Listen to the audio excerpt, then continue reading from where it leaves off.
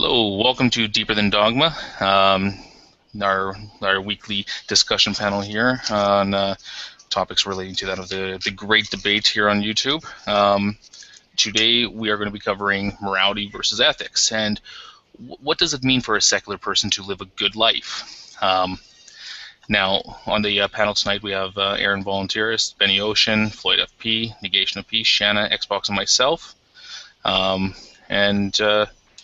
Hopefully we can kind of get through to what does it mean for a secular person to have morals? What does it mean in the sense of what it, to have a good life with absence of having to plead to an objective moral lawgiver or an objective moral standard of some sort, or whether we even believe that an objective moral can exist absent of a God.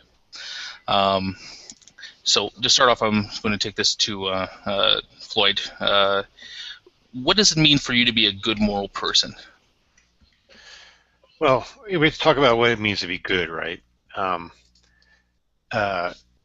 Good is defined by basically what benefits us, what meets our needs, what fulfills us as a human, and our life determines that. Okay, we didn't design our nature. We didn't design life. Life is actually what determines what is good, what has meaning to us, and so forth. To steal a phrase from Dan Barker, I do not have a purpose-driven life. I have life-driven purpose. Life is what defines who we are, what our nature is, and so forth. And because we're biological beings, we have needs, we have desires, we have wants, we have preferences, and so forth, and that's all determined by our nature. So what is good is what makes us thrive, which fulfills us, which gives us joy, which makes our life a better experience. Think of something that we all value, for example, food. We eat food every day, right? We value it greatly. Why do we value food? Well, it's obvious, right? We need it to survive. If we don't eat food, we suffer. We have hunger pains. We can't function, and so forth. So all those things that our biological nature craves is good. Air. We need air to breathe, right? So air is good, right? That's what defines what is good. So from there, from those objective facts, we can then come up with moral facts of what accomplishes those goals. So at least that's my view. Benny, one of the things that you brought up in Sidechat already that maybe we should clarify first is what is morals and morality and ethics? What do these things even mean to you? Yeah, the morality versus ethics thing can be tricky because, when you go looking up definitions, they come up sometimes more or less synonymous. When I first looked up ethics, the first thing that comes up is the study of these moral principles, basically. So one difference is that morality is traditional. It follows with the customs of your various cultures, whereas ethics is more ethics is a discipline within studied in colleges. You can take ethics courses. It's kind of it's a branch of epistemology. Ethics is this more or less the study of or understanding of morality, of right conduct, what's considered to be right conduct for whichever society. And yeah, does that answer your question? Yeah. Oh, the other thing was what does morality mean to me? Yes.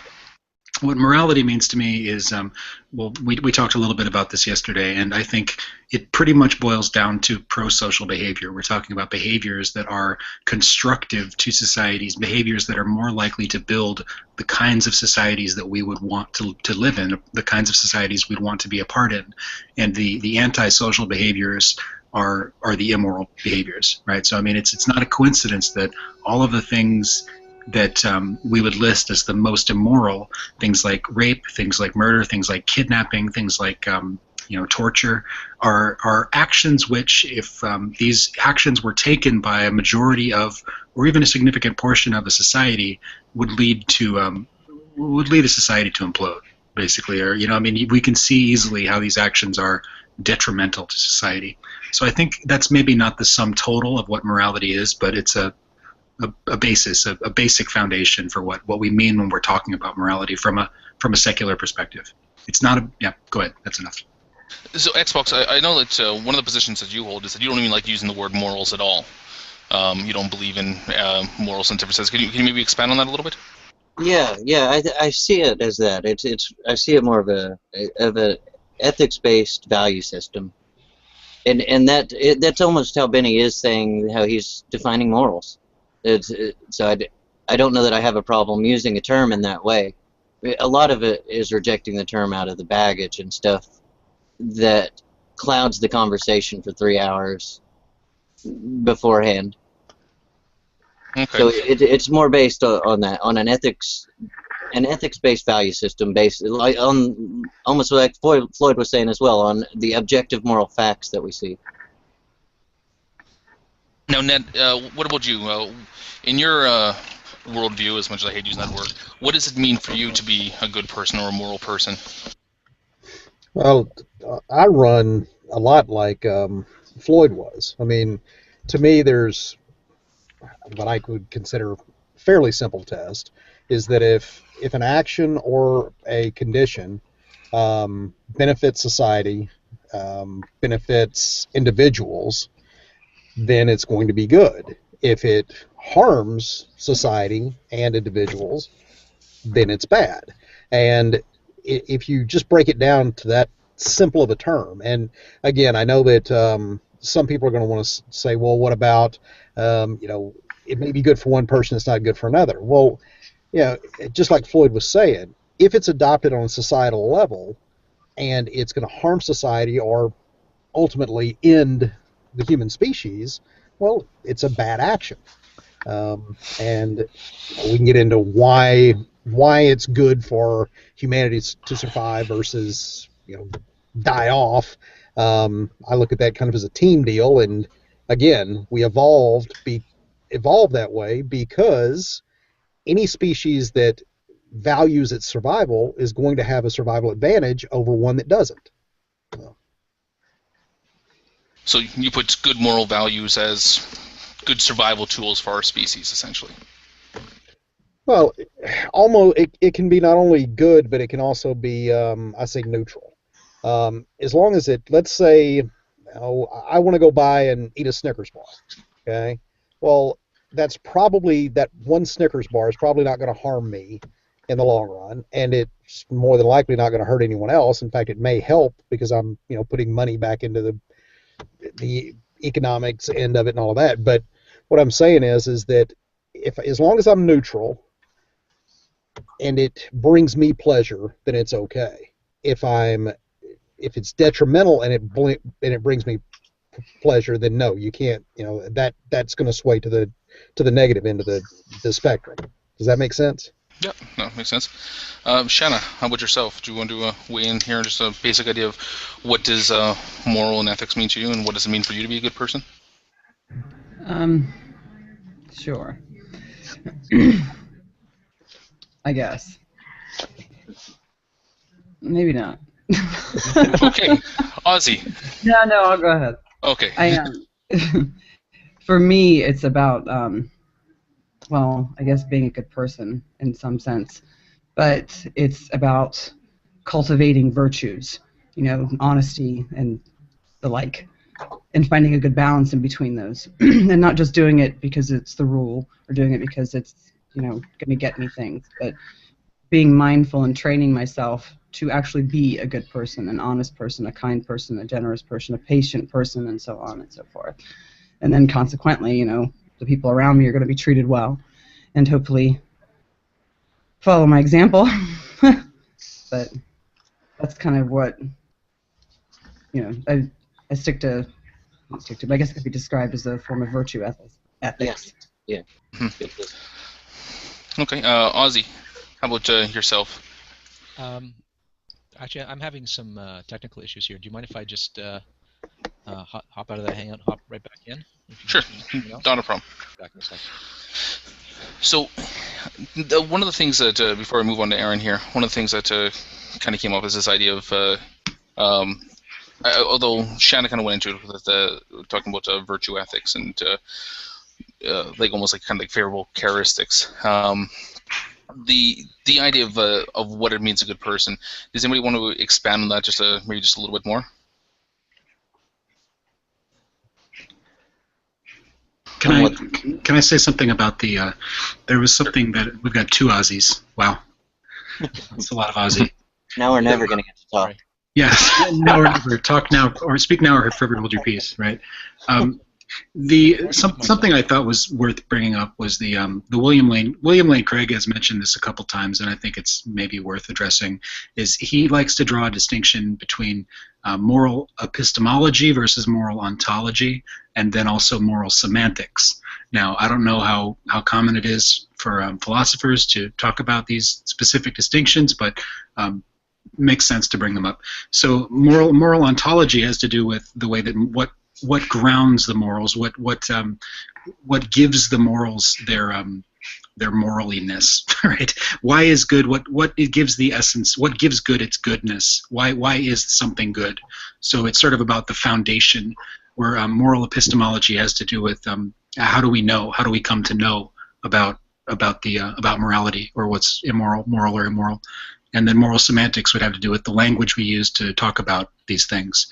So kind of like, why is it good, and why should I value following it, or why should I pick to follow that it's good? Well, the specific things I mentioned was ontology being the grounding for the good, epistemology being how do we know, and then semantics is how do we talk about it. And there's the additional question, well, why be good? Why follow these rules? And that would go to what you just said about why do we value what we value? What makes right, or why should we care, right? I mean, so you have some idea of quote unquote the good life.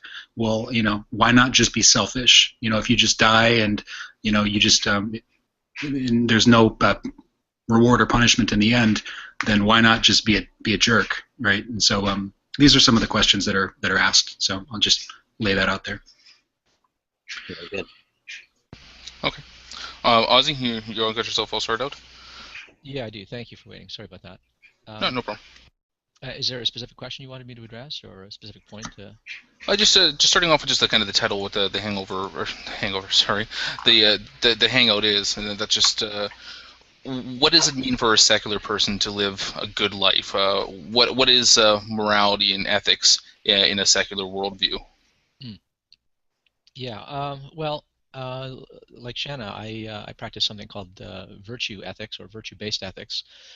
So, to my mind, being a good person means possessing through cultivation. It doesn't just come naturally. What are called the virtues. So there's an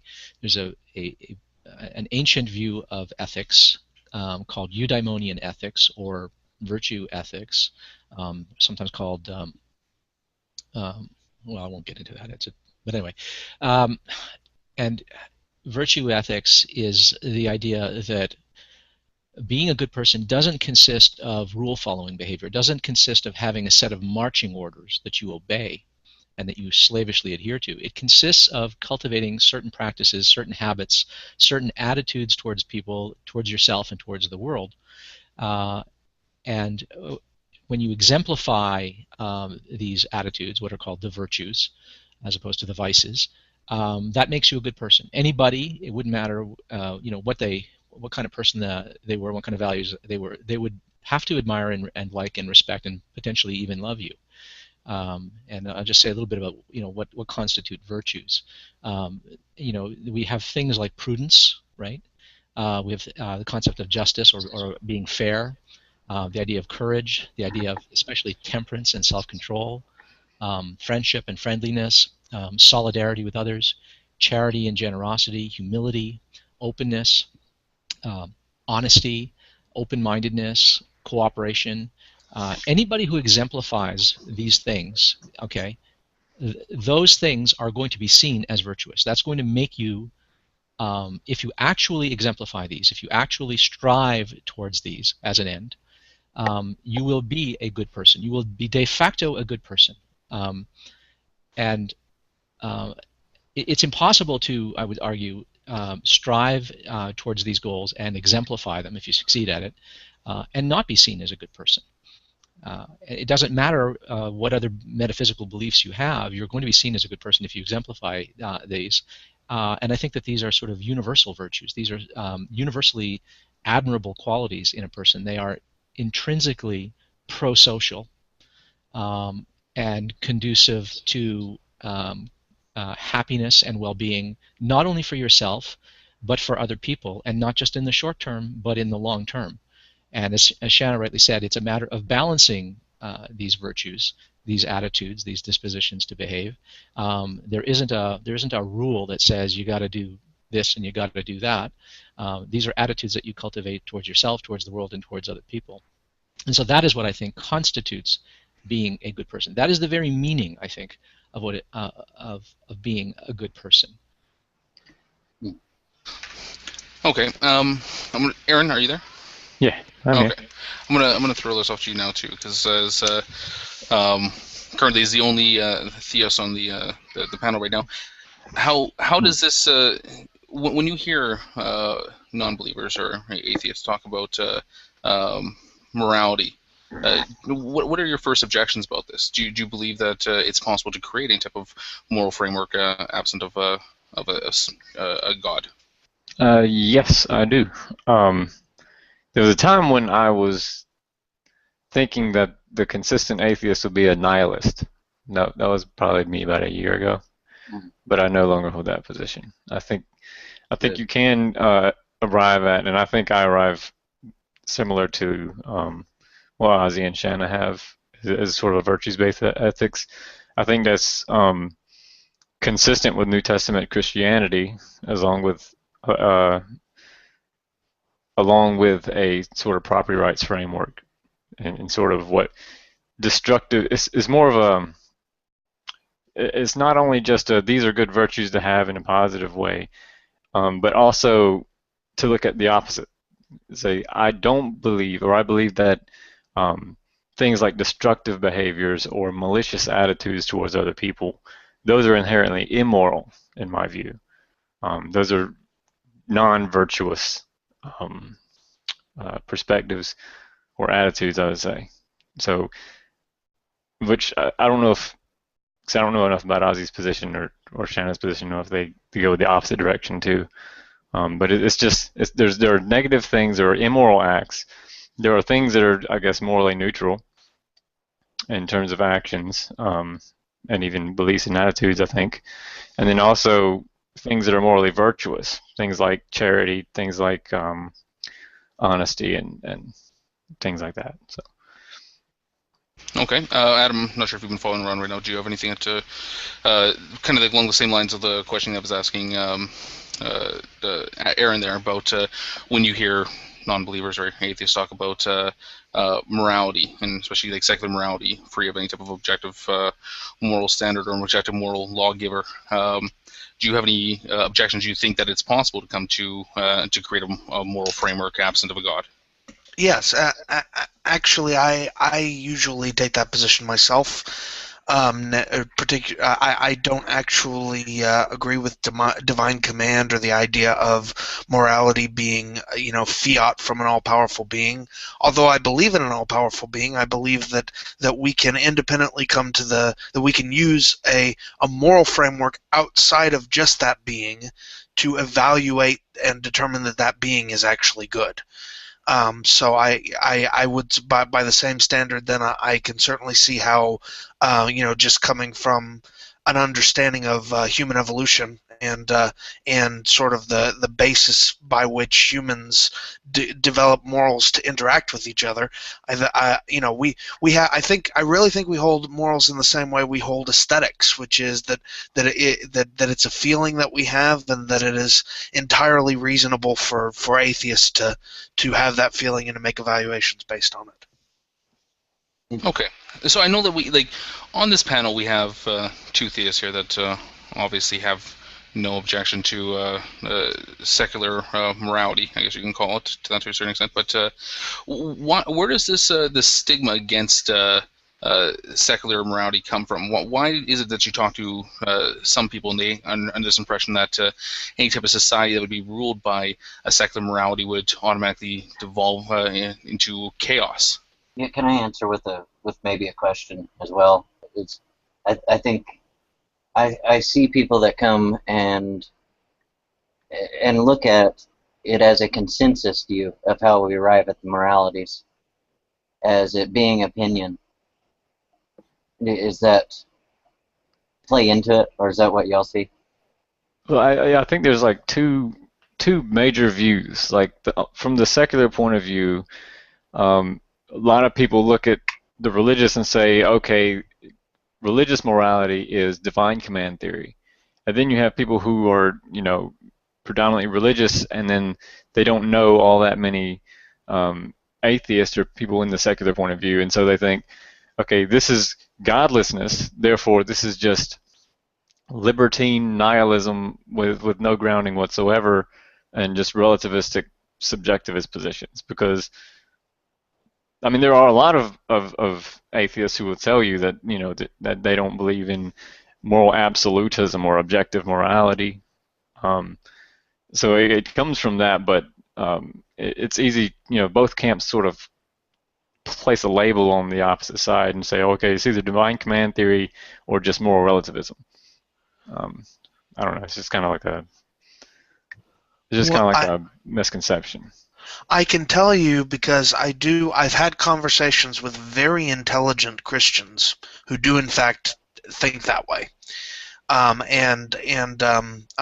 thinking in one particular conversation I had on this subject with a very intelligent Christian about why it is he doesn't feel he can trust atheists the way he feels he can trust believers, and it really does come down to a basic concept that in the absence of a belief in a sort of objective moral framework, when push comes to shove, they will likely fall back on personal selfishness.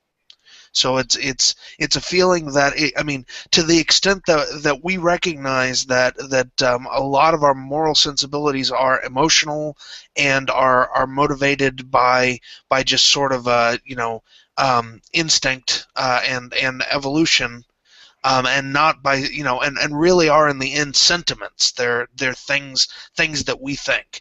When you accept that that's the case, then to some extent, violating those when you see something very important at stake, like your job or an opportunity to get ahead or whatnot, seems about as reasonable as wading into, it's the same as holding your nose and wading into garbage, right?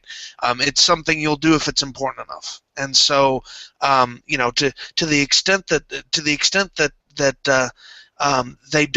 they understand atheists not to have any sort of objective framework for believing in right and wrong as an inherent concept, to the extent that it really is just seen as an aesthetic or a choice to be moral, then he sees it just as reasonable that if it became really important, they would choose to be immoral. And for that reason, he doesn't trust them. That's interesting, because I hear a lot of people say something similar, but about Christians, don't trust them, because the only reason that they're being good is because it's a rule and they don't want to be punished. Right. Yeah, but wouldn't, if you accept, and I have an issue with the idea of only doing things, for consequentialists, only doing or not doing things because of infinite punishment. But if you accept that they really do believe that a little lie, for instance, could get them burning in hell forever, then wouldn't you trust that they wouldn't do that? No, because they can ask for forgiveness. They can just blow it off. Right. There you go. Yeah. So in effect, then the sort of the constant forgiveness factor in Christianity makes the idea of the consequentialist ethics less real. Right. Is that what you mean? Okay. If they hold that view, though, Yeah, if they That's obey. like a minority position that you lose your salvation the second you tell a lie. What does he mean? What did you mean about the consequentialist position being less real? Can you expound on that a little bit? Oh, just that. What I mean to say is, if you feel you have an escape from the consequences, then it's not then the idea of consequences holding you or consequences constraining your behavior is less real, is less present, right? So, like, if I really thought that doing this immoral thing would have an immediate practical consequence that was very, very negative, I'd be very unlikely to do it. But in actual fact, what Christianity says is that negative consequence is out there, but we have a mechanism to completely alleviate it, right? So the real sort of hardline consequentialist idea of don't tell a lie or go to hell is softened significantly by the idea of don't tell a lie or you will deserve to go to hell, but you're saved by Jesus, so you won't, right? Well, what about consequences in the here and now? I mean, that seems like that's the final consequence is heaven or hell, according to that theology. But the consequences in the here and now are still just as real to the Christian as they are to the secularist. So that seems to me to remain the same. But maybe I'm missing something. I think he's using the word consequentialist in a different way. Okay. Because consequentialism is the view that you should choose to do something, or that something is that leads to a desired outcome. Yeah. Yeah. It's judged based on its consequences. It's not you're doing something because you're scared of some other consequence. It's you're doing something because you think it will lead to good. Well, no. Consequentialism works both ways. Consequentialism says that we should choose our behaviors based on the final outcome.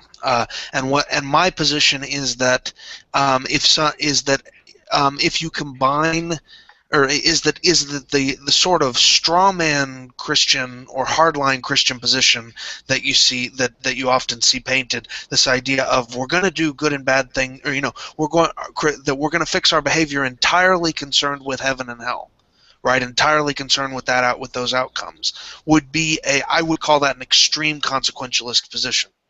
Because if at the end of the day your justification for doing good and not bad, or avoiding doing bad and doing good instead, is just because of heaven and hell, then that really is consequentialism.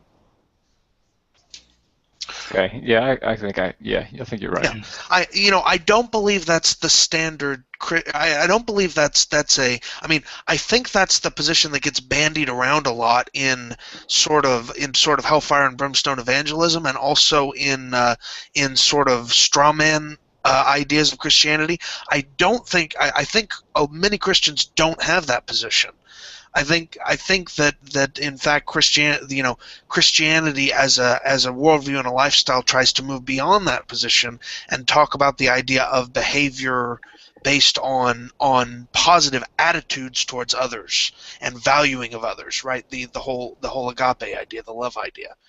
But if it all in the end boils down to heaven and hell, that's consequentialist. So before I move us back onto the topic of secular moralities, I know, Floyd, you wanted to throw one more thing in there as well. Mm-hmm. Yeah. We're just on the point of what Adam was saying. When you read verses like John 3:36, the verse says, "He who believes in the Son has eternal life. He who does not obey the Son shall not see life, but the wrath of God rests upon him." How can you not see that as a consequentialist view? That if you obey Jesus, if you believe him, you will have eternal life. If you don't, you will experience the wrath of God. So it's either accept the consequences one way or another. It's a pretty black and white point of view. So I would think a lot of Christians would have that consequentialist point of view where accept the faith and you get rewarded, deny the faith and you will be punished. Right, but that's a statement of a matter of fact. I could say the same thing and say if you commit a rape, you will go to jail. Does that mean that I believe that I, as a virtues ethics proponent, can't say that? Yeah, I think it's more of a Well, that's matter one of, reason why I you think the fact that avoid we rape, right? recognize That's one reason why you know, you don't bad things, because you want to avoid selfish suffering. You know, if I rob, if I murder, if I rape or whatever, selfishly I will have bad consequences put upon me. I'll be thrown in jail or given the death penalty or whatever. So I don't want to do those things. But yeah, to move beyond those things, you to say, well, yeah, I love life, I love people, I love humanity. Therefore, out of the love of humanity, I do not want to do those things. Yeah, right, I but think. Sorry, you go ahead. yeah, I was going to say that, I mean, a nihilist could make the same statement, and it wouldn't. I mean, you don't have to, like, this verse doesn't give you consequentialism. It's just a statement of a fact. It is clearly the truth that Christianity and the Bible put forward very dire consequences for immoral behavior. Okay, that's clearly true. However, I think that if you read more carefully, you will see that, generally speaking, when those dire consequences are brought up, a lot of it is in the context of motivating evangelism. Okay, because often you're speaking to people who are already, the scriptures are directed towards people who are already past those consequences, and the discussion is about the consequences that will come to others if the message isn't shared with them. So it's not so much then in those contexts, it's not so much a motivation for me because I'm already there. Rather, it's a motivation for me to spread it to others. And I think you'll find that's very common in the New Testament. So I do want to kind of get back on track here a little bit, but Ozzy, you wanted to throw one more thing in about the whole divine command theory and why people follow it? Yeah, there's a couple of things to say about that. The concern that people have who believe in divine command theory is typically a concern about, well, three concerns. The first concern is moral ontology. What is a right-making property? What is a good-making property? What is a wrong-making property? What ultimately is the that which grounds it? And they need an answer to this question. And so the idea is that if God, if morality consists of instructions, if it consists of following a rule, whose rule are we going to follow, right? Your rule or my rule? This society's rule or that society's rule? There's got to be some rule that somehow applies to everybody. And if you imagine that there's a creator of the universe who set up the universe a certain way and created you in it and had certain purposes for you in that world, it makes a certain amount of sense to say, okay, well, this being is in the best possible position to judge what rules you ought to follow and to dictate what those rules are. So that sort of solves the problem. If you think of morality as modeled on law, if you think that morality is a kind of legalism, if that's what you think morality consists of, it's a kind of legal matter, then it's all about law giving. And then you need a lawgiver. Well, who's the law? Who can be the lawgiver? Well, we can't just give ourselves laws because we can disagree and dispute this, but you're postulating a being that is in a position of omniscience, knows every fact, knows every potential consequence of every potential action, and so is in the best possible position to recommend a rule, even if it's a rule of thumb like turn the other cheek or love thy neighbor or whatever. Even if it doesn't work in every single case, that would still be the best possible approximation, perhaps, right? And only an omniscient being could do that. So, seen from that perspective, it makes quite a bit of sense. I mean, I think there are problems with that, but I think that is one of the motivations. And another is people are worried about, well, why should I be moral? I mean, what if I'm not? Well, if you posit a retributionist God who's going to punish you if you don't and reward you if you are, well then, and not all religions do this, of course, but some do, and some versions of Christianity do, and some don't.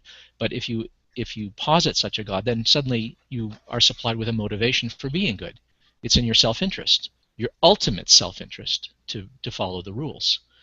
And the other one is a problem of moral epistemology. How would we know what is right and wrong? Well, if you posit a God that tells you what's right and wrong, who gives you a set of do's and don'ts, that gives you commandments, and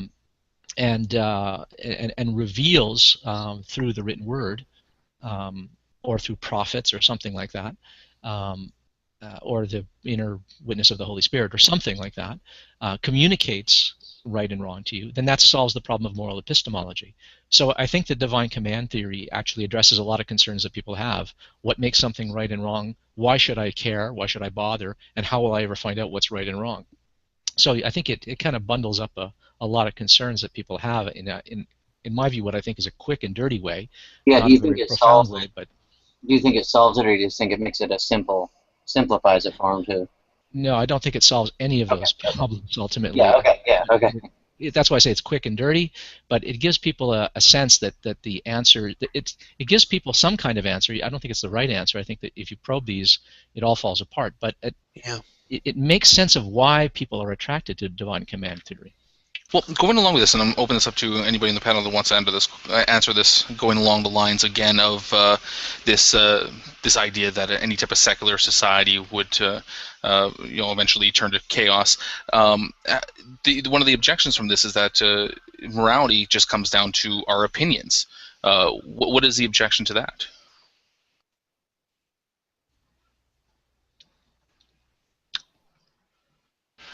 Nobody? Oh, I thought you were asking someone in particular. Oh, no, anybody that wants to jump on that. In a secular worldview, or a secular moral framework, whatever you want to call it, does morality just now come down to our opinions? Who was talking about the idea that society would break up? Because society doesn't operate according to a moral framework; it operates according to a legal framework, and that's very different. Mm-hmm. No, what I think I said in the very early going was that we can determine which behaviors are immoral, or they have this certain thing in common, that they are antisocial behaviors. They're behaviors which, if they were practiced by all or even a significant portion of society's members, would be hugely detrimental. Rape and murder and kidnapping and torture were the ones that I mentioned, but we can just see that if these types of behaviors were rampant in a society, the society would suffer greatly. It may not collapse. You're talking about a Kantian categorical imperative. I suppose. That we develop the rules of morality based on determining what's okay if everybody does it. I didn't say anything about rules because my position isn't deontological, but fair enough. Okay, but I'm. Yeah. Was there something else? Wait, so if I can just ask,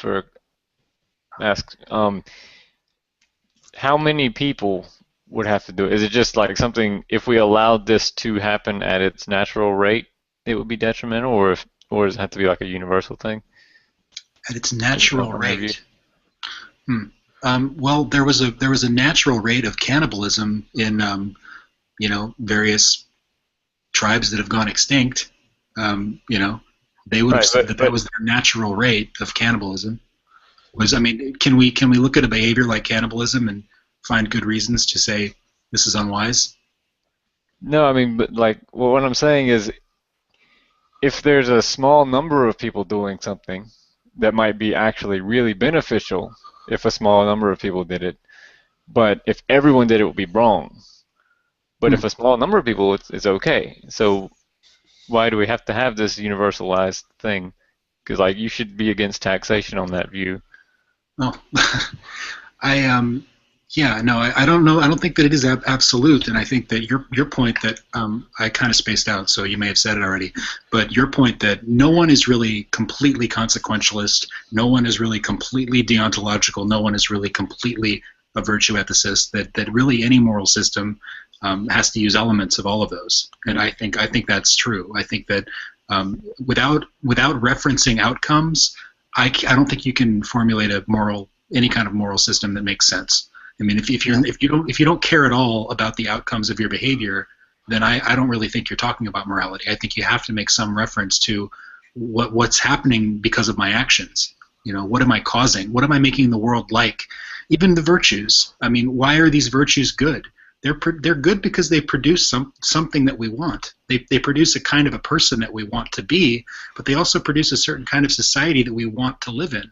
If everybody is loving and kind and patient and all of these types of, if they are the maximal expression of those virtues, then that's going to produce a certain kind of society.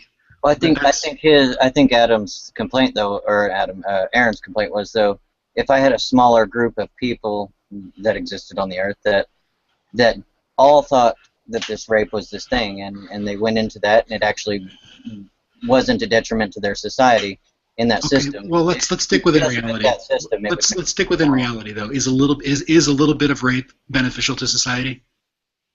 I would assume it's probably not, but I don't know that we can necessarily know, right? Is a little bit of murder beneficial to society? Probably yes. Hold on. Wait. Imagine a world, hypothetically or in reality, whichever opinion you have, where embryos are living beings.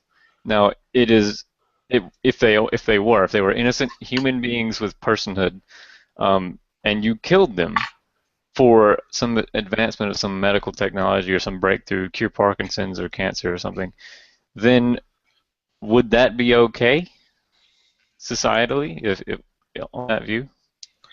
Yeah, this is an interesting thing. This is we brought this up yesterday in our little pre-show on Sokka's channel yesterday about the ends justifying the means, and I brought up a joke that I think it's funny anyway. Robert Moses once said, if the ends can't justify the means, then what could? And I think it's a funny quote, but I mean, of course, sometimes the ends do justify the means. I mean, we can hear that little saying, "Oh, the ends don't justify the means." Well, yeah, often they do, and many times we have to do things that have a negative cost to achieve some greater good.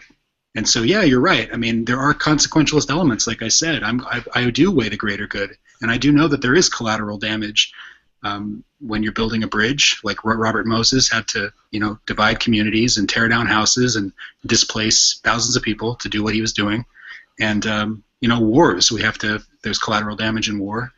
So, yeah. There is no absolute answer to that question. I don't have an absolute answer to that question. Yeah, I think that's where I think that's what I agree with you until you would say that's the only system you would base it on. But you said it to begin with, though. You take in these other elements to come up with that. If you leave these other elements out and you just go by that numbers game, almost how you're putting it, I wouldn't follow. But. Yeah, I don't want to take too much more time, but there was an example I used. Robert Moses was a developer, so we'll just use him. Let's say you want to build this bridge, and this bridge is going to help 1 million people travel easier. They're going to have a better life. 1 million people are going to benefit, but there's only one person that has to be displaced, and we're going to tear down their home and rebuild them a new home a mile down the road. So they're going to be inconvenienced. Okay, so it's 1 million people benefit and one person is inconvenienced. That seems to be pretty strong to the one hand. Well, what if you flip it? What if you flip it and say, only one person benefits while 1 million people have to suffer? Well, now all of a sudden we can say, okay, clearly now this doesn't make sense. All these people are losing while this one person is gaining. Maybe they only gain some minor little thing. So the one person gains a small thing while 1 million people suffer in some major way. Right now, but then between those two situations, there's a vast gray area, a middle ground where we'd have to weigh and say, well, how do we know when the good is outweighing the bad? And it's going to go case by case, situation by situation. There's no simple rule you can follow. There's no simple principle you can follow that's going to work in every single case. Right. We just have to use whatever moral principles or ethical principles we hold to try to make those kinds of decisions as best as we can. It comes into that point about inferring to the best answer you made the other night, because we can't see in the future. Go ahead, Ozzy. I didn't mean to try to cut you off again. No, that's okay. I just wanted to touch on something that Ben had said when he mentioned that the ends don't justify the means. There's another saying that we hear all the time that people say, two wrongs don't make a right, and people don't realize that when they say these things, they just toss them out. Oh, the ends don't justify the means, and two wrongs don't make a right. They don't realize that when they're saying those things, they're actually begging the question against the person that they're talking to. If a person thinks that doing a certain thing that might normally be considered wrong, but they think that in this instance it's the right thing to do, and you say two wrongs don't make a right, you're literally begging the question against them, because what they're saying is, no, this is an instance where doing this thing would be the right thing to do. And so that's not a good objection. And it's the same thing when people say the ends don't justify the means. When a person says, it doesn't mean that the objection is wrong. It just means that the objection is misplaced when stated that way. If a person says the ends don't justify the means, and the person is advancing an argument stating why they think the ends do justify the means, it's question begging to simply say the ends don't justify the means. You need an argument why you think the ends don't justify the means. It's not enough to throw out a slogan. Well, sorry, go ahead. No, go ahead, Adam. That's fine. In the case of two wrongs don't make a right, that's actually usually just the identification of an attempt to use a two-coke fallacy to justify bad behavior.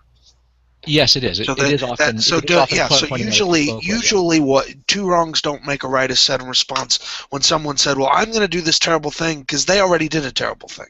Mm-hmm. Right? I mean that, and so usually two wrongs don't make a right is just identifying a fallacy. Now I think that's less often the case for the ends don't justify the means, but sometimes it is. I mean, sometimes it's. Sometimes, in fact, it is. The ends don't justify the means. What that phrase is really doing is it's saying you're unfairly dismissing some of the intermediate consequences of your decision. So in that case, particularly when the slogan is used as a springboard to make, to more correctly frame an argument, it's not necessarily wrong. I agree, though, if it just shuts down discussion, it's probably bad. What I like is the quote or what Shannon just put in the side chat there. She says that what right isn't won by popular vote. I agree. So how do we dictate what is right then at that point in time?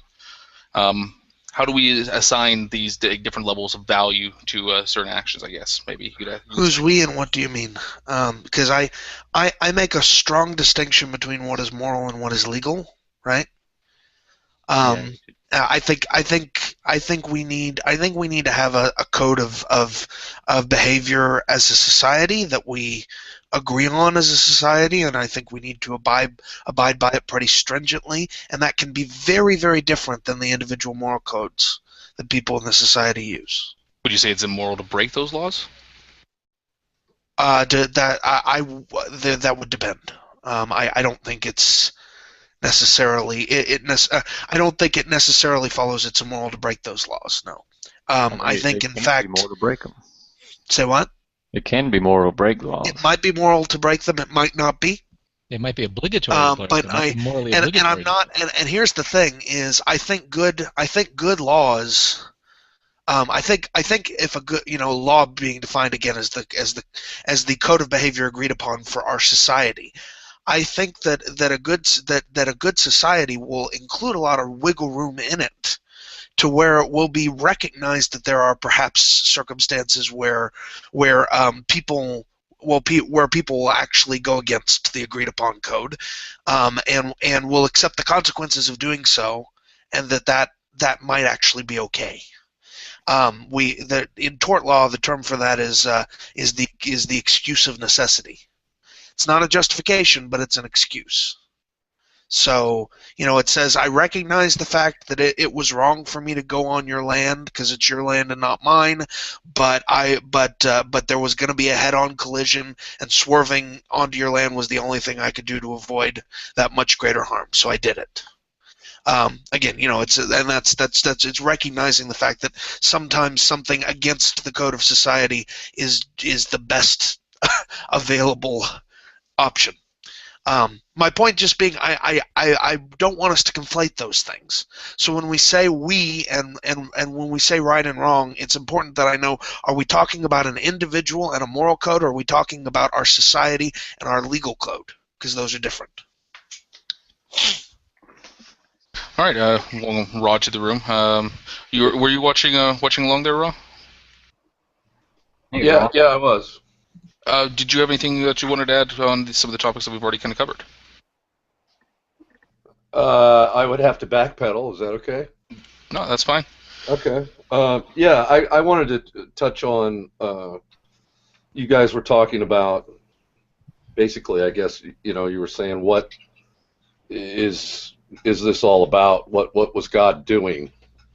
I can't remember exactly what you guys were saying at that time, but I just wanted to say it's simple what he's doing.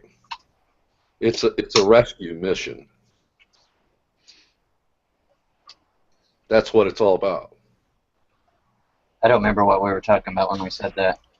Okay, but going along the topic of the hangout is what we're talking about. Secular morality. What does it mean for someone with a secular view to say something is moral or not, or to come to what we can call good moral conclusions? What are I assume that you probably have kind of a different view than what Adam and Aaron might have here. Is that what are your major objections to secular morality, or the idea of secular morality? Well, I don't have any objections to it. I would say that it serves a purpose. Well, do you think the planet would turn into chaos if we moved to secular morality? If you do, why? No. Okay. Yeah, I think that was the question. No, I think the planet is already in chaos. So no, and that's why I think that. No, I think if you just turn on the news every night, you're going to see the planet's already in chaos. We're already killing each other. We've been seeing who could build the biggest army and the biggest nuclear bomb, and I don't think we're doing very well. All right. Okay. I think we're doing better than we've ever done. I would actually agree with Adam on that one. So one That's of the not saying much. So I guess one of the questions here, maybe to the theists in the room, there is: do you feel that religion? And I think I got an idea from the tone that we've already kind of got from this. But do you guys feel that religion is necessary for morality? No, it's neither necessary for morality or necessary to be a good person, despite whether or not you. Yeah, both questions. Why not? Yeah, I don't think it's necessary for either one of those things. I think religion is necessary for certain theological things, certain things about your eternal destination, but I don't think it's what we do on earth is not. I mean, you can literally be an atheist and be a vehement, racist, immoral person who does bad things to people every single day. You can be a theist who does the same that, and you can be a theist who does great things and is a wonderfully, highly moral person, and so the same thing with an atheist. But I don't think it's on Christianity, morality or being a good person is not sufficient for just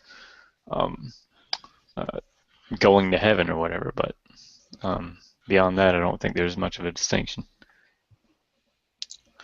I do think that there are certain specific ideas, behaviors, and morality that non-Christians are probably missing, are usually missing, Okay. or are often missing. I should probably say often rather than usually, because I'm, So not you're saying that so like possibly a secular moral framework is incomplete. Yeah, I think so. Okay, maybe can you expand on that point? Well, it's first of all, it's obviously incomplete because I believe that a proper moral framework needs to recognize one's duty to deity. So so obviously a secular moral framework is incomplete because it doesn't recognize the proper relationship between a human being and that human's God. So that is lacking first and foremost. Say what? On that first point, what is lacking with it? What makes that into your moral actions? Like what? I guess Because what makes it a moral human question? beings, Right. What makes that a human? What makes that a moral question? Because humans have a moral obligation to seek out the desires and orders of their deity and to obey those. That is a moral requirement. So failing to do that. I'm not understanding why that is a moral duty, I guess. I like that question too. The how do we know when we're asking moral questions? How do we distinguish between issues that are that might be a better question. moral versus not? I think. Yeah, that might be a better question. So that's the first one. I have something that outside of that I also believe non-Christians tend not to get. But that is probably, I mean, that's the most obvious one, or perhaps the one that's hardest to. Oh, you can lay them out there. It's a moral sense that at least I think most atheists or secular moralists will agree that they don't have, right? They will agree they don't have this. Now the other one I'd talk about, they might actually claim that they have this more than I think they do. So. Okay, what's the second one? Oh, the second one is forgiveness. The ability and desire to acknowledge the failings of others and absolve them of that, and continue to treat them with love and respect and friendship. Okay. And the second one just comes from my own personal experience that the non-religious, particularly the non-Christian, are quick to cut people out of their lives when those people make mistakes, much more so than I find Christians are. All right. So looking at those 2 points, Floyd, I know you wanted to respond to the first one, and then we'll open up again to anybody else who wants to respond maybe to the second one about forgiveness. Well, I don't know kind of about forgiveness, but I would kind of about have an obligation towards God, I guess. I mean, if you interpret God as the origin of everything, the origin of life and so forth, and you equivocate, or not equivocate, but if you equate that with just the nature of existence and the origin of life in general, and you view that as a secular thing, then that can almost be the same thing. If you have a duty towards the good life, to what life determines what is good, and then that can be your duty, so to speak. And if you just happen to think God, a personal God is the source of that, then I think it's almost the same thing. It's just the secularist and the Christian just has a different view of what the attributes are of that origin is. If that makes sense. Can we jump back just a little to that question of what makes something a moral question? That's it, because I'm still, I guess, stuck on that, and maybe that was more of what I was asking than picking on the actual deity.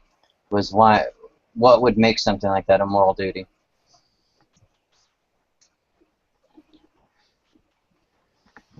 Well, I think even just the first part of the question is that how do we analyze anything as a moral question? Right. Would be a good question. Does anybody want to? Does anyone have an answer to that question? Does anybody have an answer to that? Yeah, I have some thoughts on that. I'm obviously going to answer that from my perspective, sort of a eudaimonian, virtue-based ethical standpoint. And by the way, the word eudaimonian is just an ancient Greek word. Eudaimonia, it has to do with the concept of well-being and flourishing, which is the reason why something is a virtue.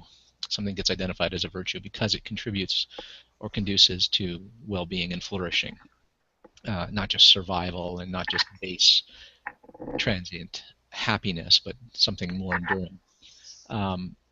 And from my standpoint, any proper meta-ethical framework has to be able to answer why we give a damn at all about morality.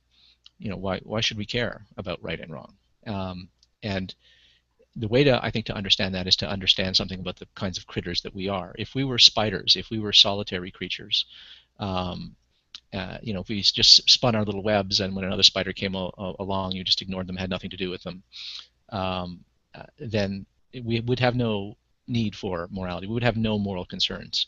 And if we lived in a universe where there were no minds, there were no sentient beings, then moral questions wouldn't arise, because nothing you did could affect any other being, because there'd be nothing that could be affected by it. You couldn't change the mental states. You couldn't make something happier or worse off. You couldn't immiserate or do anything that could improve the subjective experiences of another organism. But the fact that there exist organisms that have minds, and that we can suffer, and that we can feel joy, and that we can feel frustration, and that we can feel satisfaction and pleasure, these are the fact that we can have such states, and the fact that we are social animals that in fact do care about the well-being of other organisms around us, just as a matter of our nature. We just, we care about our parents, we care about our offspring, we care about those closest to us, we care about the people that matter to us. And that circle of compassion, it sort of gets weaker and weaker and weaker as the circle broadens and goes out. But the idea is that as a function of the kinds of critters that we are, moral considerations arise. So something is a moral question, a moral concern, because it affects sentient beings that have a capacity for concern, not only for their own immediate well-being, but the well-being of other organisms. So it is possible to imagine a world where beings like us didn't evolve, where there were no social species, no social organisms at all that could entertain the consequences of their actions on the well-being and the mental states of other organisms. That would be a world where there would be no moral questions. Moral questions would not arise. It would be a meaningless question. It'd be like asking, what's the difference between a duck? What am I going to do with that, right? But we are, in fact, the kinds of critters that we are, and that's why we give a damn about moral questions. It's why something is a moral question, is because we are in a position to affect one another's mental states and immiserate ourselves or make one another better off. And we do have certain pro-social instincts and pro-social mental capacities, like empathy and compassion and altruism and feelings, instincts for reciprocity. When someone does something good for us, we tend to want to reciprocate. These are natural tendencies that they are natural in us. We see them exhibited even in very, very young infants, and we can cultivate these. And to the extent that we cultivate these, things tend to be better for us all. And so we're wise to cultivate these. And so that's why I think that's what I think makes a question a moral question. It's the kind of question that bears on the well-being of yourself and those around you. And the reason you have those concerns at all is because of the kind of critter that you are. I agree with that. Well, can I ask, Ozzy, I don't know if you get this, but I'll just play sort of devil's advocate real quick, is how do you guard against accusations of a naturalistic fallacy when you say things like that? A Christian could say, you're just saying it's natural, that the good comes from what's natural.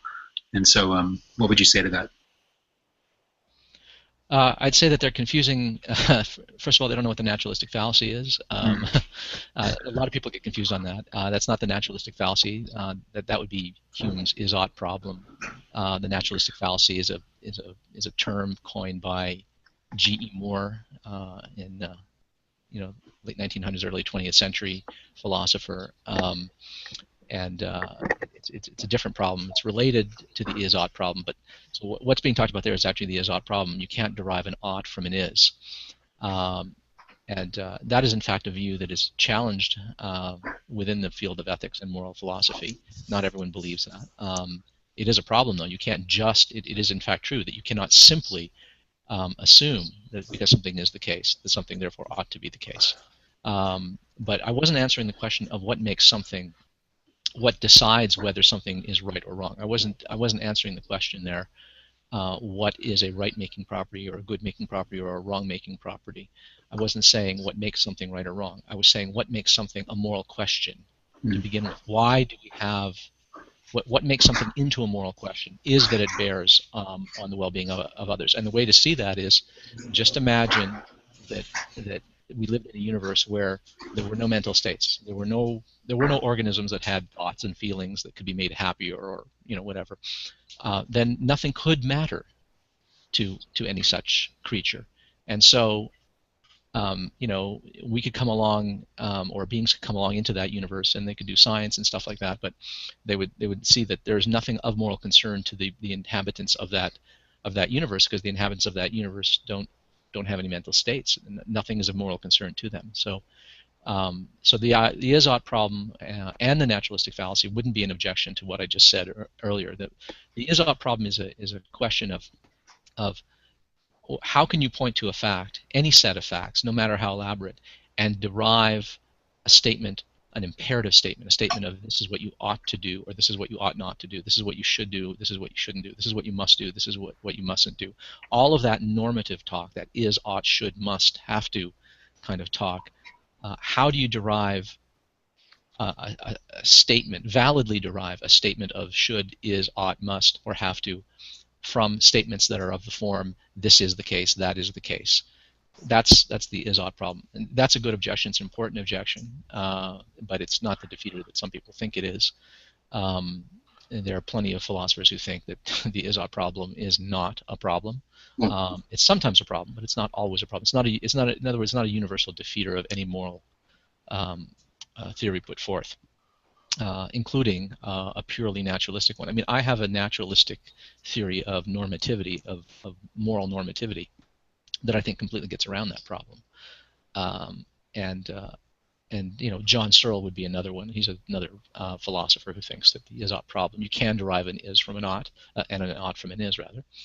So it's not the deal breaker that some people think it is. Does that answer your question? Sorry, I was muted. Yeah, no, I don't think it's the best objection to what you're saying either. I could foresee that coming up. You know, you're just saying it's natural, so this is what's good because it's natural. So I was just curious how you would counter that. So yeah, that was a perfect counter. Perfect, not just counter, but explanation of why it's not the best, you know, objection. Yeah, I mean, just to summarize, I'm not answering the question of what makes something right or wrong. So it doesn't make any sense to object, oh, you're saying that it's natural, therefore it's right. I wasn't saying it's natural, therefore it's right. I was saying it is by virtue that some things are, that by virtue of some facts of nature, that the question of morality even arises. And all you have to do is imagine a world where nobody can die, nobody can suffer, nobody can feel better, there can be no joy, nothing that anybody does could affect your mental states. That would be a world where what you do doesn't matter. Imagine if we lived in a world where nothing I do affects you, or affects Floyd, or affects Shanna, or affects Adam, or you know, or Aaron, or any of the people in this hangout. If nothing I did could possibly affect your mental states in any way, then nothing I do could be of moral concern to you. And if that were the case for everybody, then moral questions wouldn't arise at all for anybody. To ask, you know, why, you know, say you shouldn't do that would be to say nothing at all. I don't want to take too much time. Sorry. One second, Vinny. Sorry. Just for anybody that's watching, I'm going to put the link public in probably about 10 minutes or so. If anybody doesn't want to jump in, or if there's no room but has any other questions, feel free just to tag Deeper Than Dogma in the comments section there and just ask a question there as well. And then, you know, once you've done, Vinny, I just have another question for the panel here. Yeah, I just wanted to say, what about creatures, let's say creatures that might not have mental states, why shouldn't we just wipe them out? I mean, if there's a creature, let's say some species of clam, and you know they don't have minds, they can't think anything. So is there something immoral about us driving them extinct, even though they can't have thoughts? And you could apply this to anything that you know, doesn't have conscious states like a human does. Does that question I don't know if there's anything immoral about driving anything extinct, unless you're just doing it to be destructive. I mean, if you're getting, I mean, you can be, well, it's about holding life sacred. Well, I don't know. Is there some reason that they're worthy of concern, even lacking mental states? So that's what I was curious for Ozzy. Wait a second. Oh yeah. For Ozzy, sorry. Well, for anybody, but I mean, he brought up the point about mental states being of prime importance. So I'm just I would say it's the same as doing things to inanimate objects. So I don't think there's really any significant moral difference between destroying trees and destroying rocks. Now in both cases though you can say, I mean, you could take an environmentalist stance that basically says these things have potential benefit and potential interest for all of us that have minds, and so small groups of people should be very careful about doing things that affect large amounts or large swaths of these things because it limits what other people can then do. If you kill all the clams, then I can't have any clams, right? If you clear cut all the trees, I can't have any trees. If you explode all the rocks, I can't have any rocks, or more reasonable. If you melt down and mine all of the aluminum, I can't have any aluminum or whatnot. So I would try to, if there were a moral dimension at all, it would have to then link back to the effect it was having on other conscious creatures. Yeah, I think that's exactly right. I think unless you posit conscious creatures that are affected, then moral questions are not going to arise. And if you posit, it's interesting when you talk about other animals. What about other animals? What duties and obligations do we have to other organisms? Well, I think that that's a function of what they're capable of experiencing. I don't think that we owe a lot to earthworms because I don't think that there's a lot that it's like to be an earthworm. I don't know how much an earthworm can suffer and how much you can make its lot in life better or worse. But there's probably something that it's like to be a lobster, and it probably feels pretty horrible to be dropped into a pot of boiling water. And so you might want to take that into consideration. But if it can't feel any pain, then the only concern there is that you're ending its life, not that you're torturing it to death while you're. See, I've literally heard that exact example, but I've heard that lobsters don't feel pain. I'm completely ignorant on the subject. So I think that's a preposterous suggestion. I think that is something that people who drop lobsters into pots of boiling water all day long at work have to say to themselves. Yeah, I fish. I'm an angler, and I'm very, very conscientious of the fact that I am in fact hurting animals and killing them when I do this, and so I'm very, very careful. I limit myself in how many such organisms I will kill and the harm that I will inflict and how I go about it to inflict as little harm as possible. But I think that people sort of just practice catch and release and fish all day just to catch and release them, I think are in fact torturing animals and are making a mistake. And these people will typically tell themselves, and I think they come by it honestly, they've been told this, that fish don't feel pain.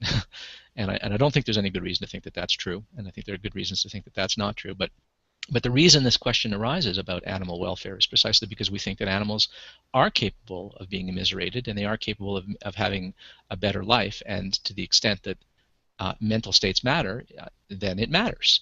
And if they didn't have any mental states, if they were automata, if they were just, robots that couldn't think and couldn't feel, they just moved like they were in pain and they cried out like they were in pain, but they couldn't feel anything, then it wouldn't matter. There's a famous story, a horrible story, of a philosopher by the name of Malebranche, who was a contemporary of Descartes, who believed that organisms other than humans didn't feel anything, that they were just complicated machinery that had no feelings, they had no subjective mental lives.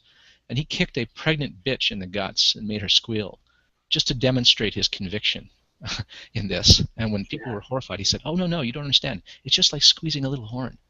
It makes a noise, but it doesn't hurt." And so, he was able to do that because he believed sincerely that they had no mental lives.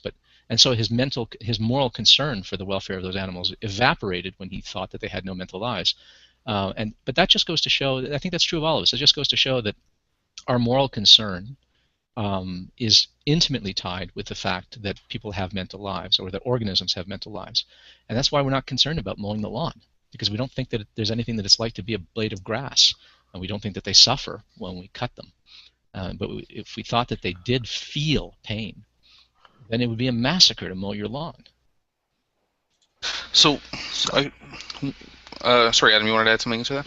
Well, just that be careful in conflating the question of lobsters with the question of fish, because fish are vertebrates and have a brain.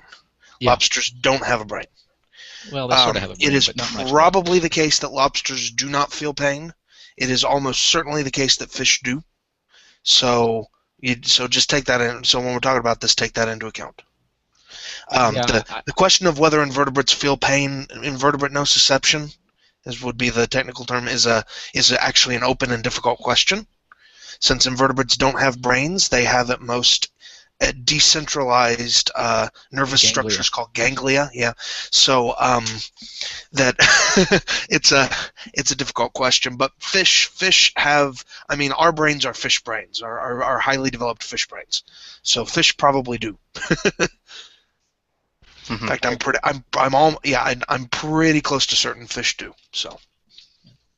What this discussion, even just this little discrepancy here about whether lobsters can feel pain and stuff like that, sort of underscores the point that our moral obligations and duties towards another being rests on what they're capable of feeling. And this is why I think any moral account, any meta-ethical account, has to take this into account. This has to be part of the account, and that's why I think that some moral theories, I think, are just too divorced from that. Certain deontological theories, I think, are too divorced from that. I think divine command theory is really largely divorced from that, and I think that it makes some moral theories, some meta-ethical theories, really non-starters for me. So some might have argued at one point in time that questions of morality was something that only kind of should be studied within the kind of the religious framework. Obviously, nobody in this room probably believes that. But to the statement that is morality purely a philosophical question, or can we move beyond that? Is there any way that we can empirically test morality through means outside of philosophy? No. I think that's a false dichotomy. I don't think that philosophical questions and empirical questions are divorced. I don't think something is merely a philosophical question just because it might be hard to answer empirically. And in my view, I think that there are empirical facts that bear on right and wrong. And so I think most of morality consists of looking at the facts. So in my view, they're not divorced. They're part of the same question. How much do emotions and things like that play into things being moral as well, or do they at all? Anybody? On the question of facts versus philosophy, yeah, I mean, we can say we can use philosophy to come to the idea of morality is about human thriving, right? We can even say we know that we want humans to thrive. We know that we care about the experiences and suffering of conscious creatures. Morality is about that. Well, then at that point, it becomes a difficult scientific question: what optimizes human thriving? What is good and bad for conscious creatures? And then at that point, really, science can take the ball and run with it. So but philosophy may be what comes us to the what causes us to come to the conclusion that that's the thing we should care about. But then it's really science that's going to link our behavior to those outcomes, to tell us what behaviors do and don't lead to the outcomes that morality tells us we should be seeking. So I would call that I would say that's the connection. Yeah, I would agree with that. I think the connection runs a little deeper than that, but it's at least that. I would agree with Adam there. Okay, well, we're approaching the end of our 90 minutes here, so I'm going to just go down the line here, and anybody that has any kind of last comments about the things that we kind of covered here today, just feel free to say your piece, and we'll see where we go from there. So I'll start with Xbox today. Well, you get to start with me. Because I'm going to let Ozzy go last this week. Yeah, no, I thought this was a great conversation. I put in there earlier. At first, we hadn't traveled very far, and I thought it was a great conversation. I think this is a better route to go when we're talking about morals than the same old moral conversation that keeps going on. And I hope we even take this later on into another show and branch off into some of these other topics that we got into. I agree. I agree. There's a I mean, trying to moderate this. There's a lot of parts that I want to go back and watch this on my own hangout here, just kind of better understand it. So I'm really glad that we kind of address it from this angle. Yeah, that's been a good hangout. That'll just be my closing word. That's been a really good hangout. Shanna? Nope, not really. Okay. Raw? No, I really don't have anything to add. I think yeah, I do. Other than morality and ethics in a secular sense, yeah, why not? Nothing wrong with trying to be a good person, I guess. Not going to get you into heaven, but why not?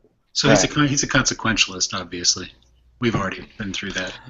Right. No, that's why I said that's why I said it's not being good or that it's all about. It was a rescue mission. It's nothing more than that. Mm-hmm. But it's good to rescue people, to help them avoid suffering. Well, there's only one good, and that's God. But he's good, and that's why he rescued us, to help us avoid suffering. Right. He's attempting to rescue those that will be rescued, yes. Okay, Floyd? Yeah, I mean, ultimately, well, not ultimately, but when I think of morality and what we ought to do, I ask myself, what sort of world do we want to live in? Do we want to live in a world where you can't drive down the store and you can't drive the store and have cars, bang into your car because they're blowing through traffic lights and they're shooting at you and stuff like that? What sort of world do I want to live in? I want to live in a good world, right? A world that has joy and happiness and lacks suffering and so forth. So when I think, what ought I do or what ought we do, I think that's a simple thing to ask yourself is what sort of world do you want to live in? And then I think from there you can kind of derive what we ought to do.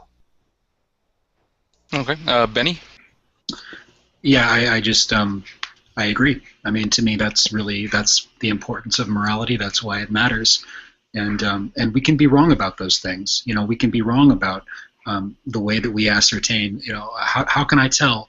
What does it mean for the world to be better? Maybe my vision of a better world isn't the same as your vision of a better world. So we can come together and we can talk about it. We can reason about it. We can hopefully work it out.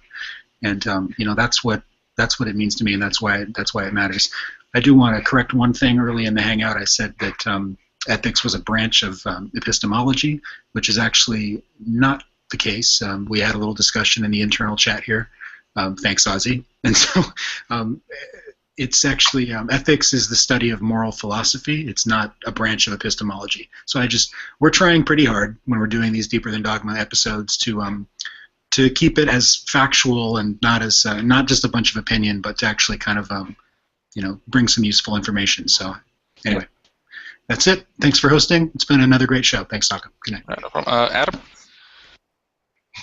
So I this almost opens a whole other area, but I did want to mention offhand that something Ozzy said earlier. The idea that there are moral questions if and only if our behavior can cause a suffering or the changing in mental state of others. That's actually that concept is actually the basis of my theodicy framework.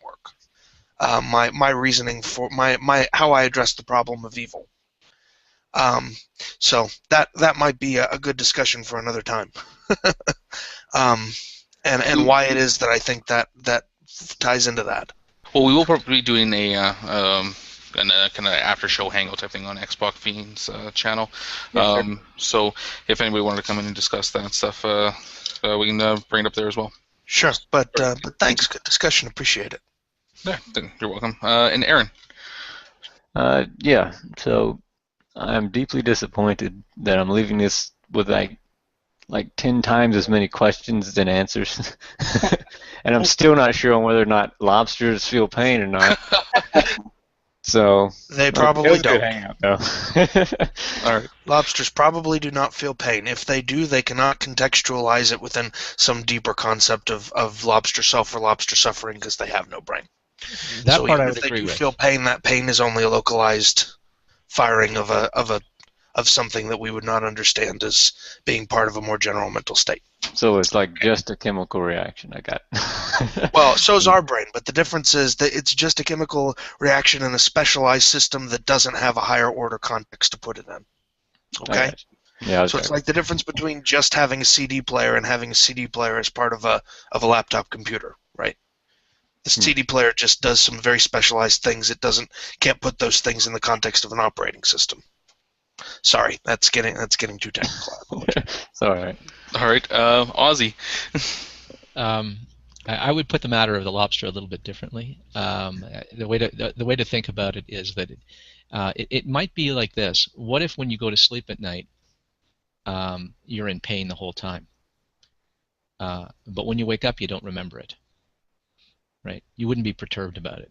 It wouldn't matter, even though you were in fact in agony. But there's nothing you could do with that experience. And I think it's possible that lobsters exhibit pain behavior. They exhibit the sorts of behaviors that cause them to claw and fight their way out of the situation that's harming them, that's harming their bodies. And that might have been sort of the beginning of the evolution of the experience, the subjective mental state of pain. But how far along the phylogenetic scale things feel pain and things feel pleasure and things feel anything, we don't know. I mean, we have too imperfect a science of neurophysiology to answer those questions as yet, so there's going to be gray areas.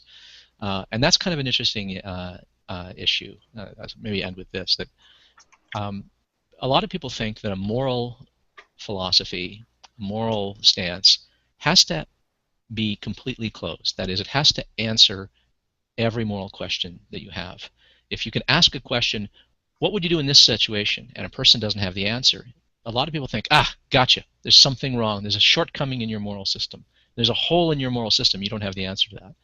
And that, I think, is a kind of a ridiculous objection. But there's this intuition that a lot of people have that what a moral system should be able to do is, for any hypothetical situation or any actual situation, it should deliver to you an answer, this is what you should do and this is what you must not do, for every imaginable case. And I think that's setting the bar too high.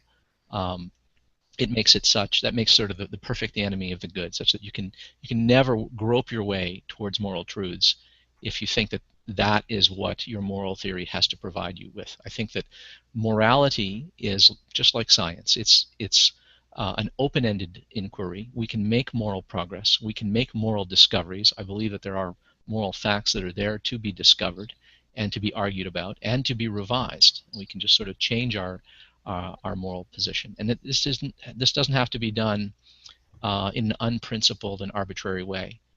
So I think that there's such a thing as moral facts. One can be a moral realist. One can grope one's way towards moral truths, and one can be consequently factually wrong about what the moral facts are. It is possible to be wrong about right and wrong. It's possible to be mistaken, and that means it's possible to be correct about it. And the fact that people disagree and that these questions are very difficult to sort out, and it's hard to justify one's moral claims, and it's hard to solve certain problems because they're so gray, that doesn't imply for a moment that there are no moral facts, that there's no there, any more than the fact that people might not agree on the shape of the earth or the nature of the origin of the universe or whether there's life out there. The fact that people might not agree doesn't imply for a moment that there's no fact of the matter to be answered there. And so I would caution people who are tempted towards some kind of naive relativism or naive moral nihilism on the basis of the fact that the questions are very hard to answer and that there isn't a decision procedure for answering questions. The fact that we don't have a decision procedure for answering a question doesn't mean that there's no real question being asked and that it's all just opinion. That, I think, is a mistake. There's an argument to be made for that morality is nothing but opinion. But it can't rest just on the fact that there's moral ambiguity and that we don't have a decision procedure that would convince every rational person that we happen to meet. All right. Well, thank you very much, and thanks everybody that was watching. And hopefully you guys check us out next week. Have a good night.